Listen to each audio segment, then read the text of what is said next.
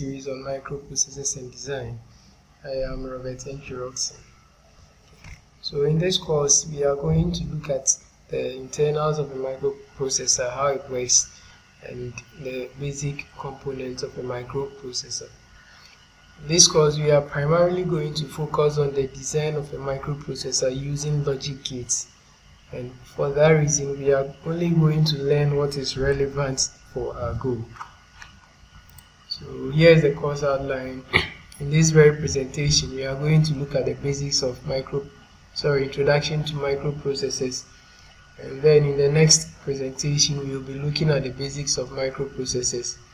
Then after that, we are going to look at microprocessor design discussions. Under the design discussions, we are going to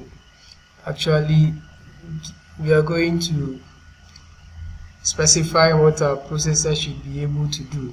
For instance, a processor we are designing, we want it to be able to add, subtract, like kind of operations our processor will be doing, and every relevant information necessary for the design of our processor. And then in the next one, we are going to look at the arithmetic logic unit, which is a part of the microprocessor. Then in the next, we look at the control unit, we look at registers, memories, and then in the last stage, we actually start our design. When we are at a section like the arithmetic logic unit, we are going to design a basic ALU. At the control unit sections, we are going to design a basic control unit. So it's going to be in that format. Alright, so in this course, we are going to assume that you have a good grasp of digital systems and digital electronics. Since we'll be implementing a microprocessor using logic gates, it will be very useful to have previous knowledge of Boolean algebra, combinational circuits, and sequential circuits. So what is the outcome for our presentation? For this course?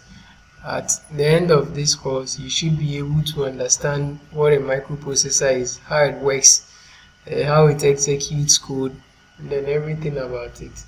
And you should be able to design an 8-bit microprocessor using logic gates in Logisim. We introduced Logisim in our previous presentation. Alright, so let's get started. So what are microprocessors, or what is a microprocessor? Microprocessor is basically it's a digital integrated circuit. Okay? And the function of the microprocessor is simply to execute instructions.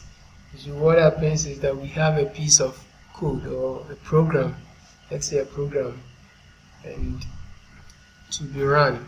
And what a microprocessor does is to run that code for us. So in a computer system, a microprocessor is actually the central part, and it's responsible for all forms of arithmetic, and it's also responsible for controlling every part of the computer. So the most important thing is that it is programmable. It means that you can tell the microprocessor what it should run. Okay. So the microprocessor basically does three main things, that is decoding instructions, executing instruction, and then fetching instruction. Actually, the fetching of the instruction is the first step, and then the decoding is the second step, followed by the execution. So microprocessors are basically used in computer systems. There is also a popular one called microcontrollers. Let's see how it differs from the microcontroller. So with the microcontroller, we have a self-contained microprocessor. What it means is that a microcontroller contains a microprocessor in it, along with other peripherals required by the microprocessor. For instance, we made mention that a microprocessor is supposed to fetch instructions from memory. Okay. In a typical computer system, the memory is external to the microprocessor, but in microcontrollers, memories are all integrated as part of the design. So we have one IC containing the microprocessor itself, containing memory, and any other peripheral the microprocessor will need to execute. And because microprocessors are actually more powerful than microcontrollers. Microcontrollers are used in low-end processing applications. Then we have another type which is called the field programmable gate array. And what it is also a kind of processor. The difference is that with the field programmable gate array, you are presented with a block of logic gates, and then your duty is to connect these logic gates to perform the kind of processing you want them to. So field FPGA is a digital electronic device made up of an array of configurable logic blocks. Okay.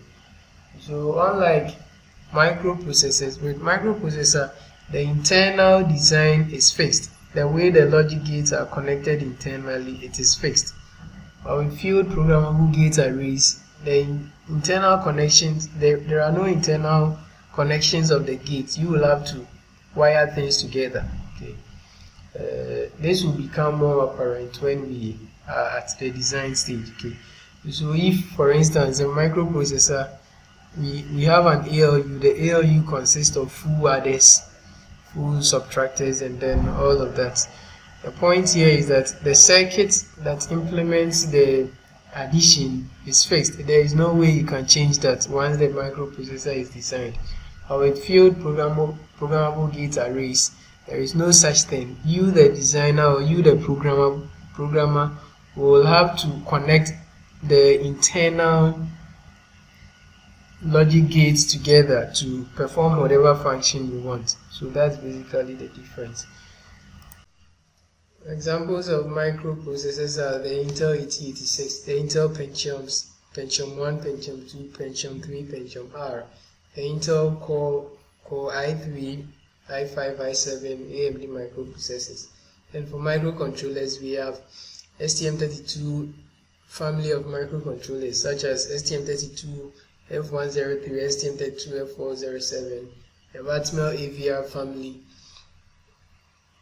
PIC microcontrollers, TI-MXP microcontrollers. And then for FPGA, we have Altera Stratix family, Xilinx Vertex family, Acronic Speedster 22i. So here are some pictorial view of some some microprocessors, and then some microcontroller. So if you see this Arduino board here, there is this black square over here. That is actually a microcontroller, and it is an Atmel AVR microcontroller. This is the Arduino Mega board. Okay. We have an Atmel AVR microcontroller on it. So some differences between microprocessor and microcontroller.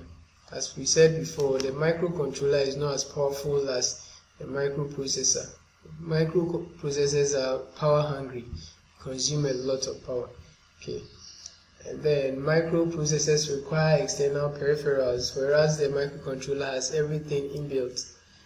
Microcontrollers are not as expensive as microprocessors, and also microcontrollers are limited to specific applications, whereas microprocessors are not. Let me explain that in a bit. So for instance, if I want to design a traffic light, okay, I'll have to turn on my red LEDs at a certain time, turn on my yellow and then my green in that order. So in an application like this, I would want to use a microcontroller. Okay. And once I program my microcontroller to turn on the LEDs at timed intervals, that's all it can do. It can't do any other thing. Okay. But microprocessors are not like that. So for instance, your computer, okay, your desktop computer can run as many applications as you can install and it can support. It's not as if once you install Windows operating system, you can't use any other software. No, you can install any application you want. Okay, but for microprocessor, once it's programmed to perform one specific task, that is all it can do. It can't do any other thing again. Alright, so microcontrollers are based on the von Neumann model, whereas microprocessors are based on the Harvard architecture. Okay, you'll get to understand this in our next presentation when we look at CPU architectures. Right, so one may ask, why must we even study microprocessors? Now, studying trends in electronics, can see that everything is going smart. And so as an electronic engineer, it would be useful to understand the working principles of microprocessors, because all of these smart systems have some microprocessors in there. Okay. So as an electronic engineer, it's good that you get an understanding of how it works, so that when you are required to design a smart system in a certain project, or required to troubleshoot any microprocessor based application, you won't find yourself wanting. Okay.